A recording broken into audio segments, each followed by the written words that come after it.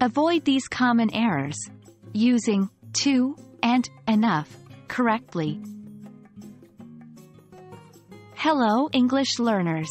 Welcome to another exciting episode of our Grammar Fundamentals series. Today, we are going to tackle a very common problem that many English learners face: misusing the adverbs of degree, to, and enough. Understanding how to use these words correctly can greatly improve your proficiency and confidence in English, so let's dive right in. First, it's essential to understand what these words mean and how they function in a sentence. To is used to describe an excess or an undesirable extreme. For example, the soup is too hot means that the soup is excessively hot, more than what is comfortable or desired. Enough, on the other hand, is used to describe a sufficient or adequate amount. For instance, we have enough food for the party means that we have a sufficient amount of food, just the right amount needed for the party.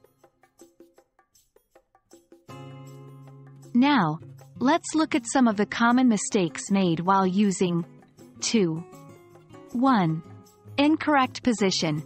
The adverb to should be placed before the adjective or adverb it is modifying.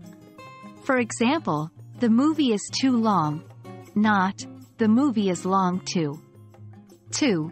Negative meaning. To carries a negative connotation, meaning there is more than what is wanted or needed.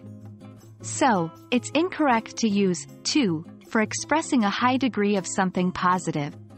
For example, I am too happy is incorrect if you mean to express you are very happy.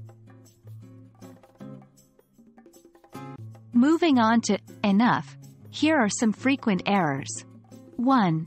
Incorrect position.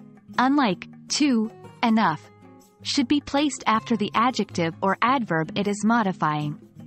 For example, the room is large enough for us, not the room is enough large for us. 2. Using not enough incorrectly. While not enough correctly implies a lack of something, it's incorrect to use not to in the same way. I don't have not too money is incorrect. You should say, I don't have enough money.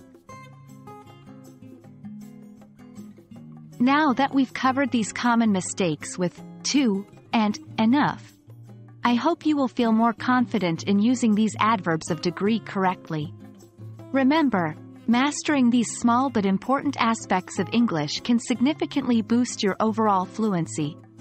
Stay curious, keep practicing, and see you in our next lesson.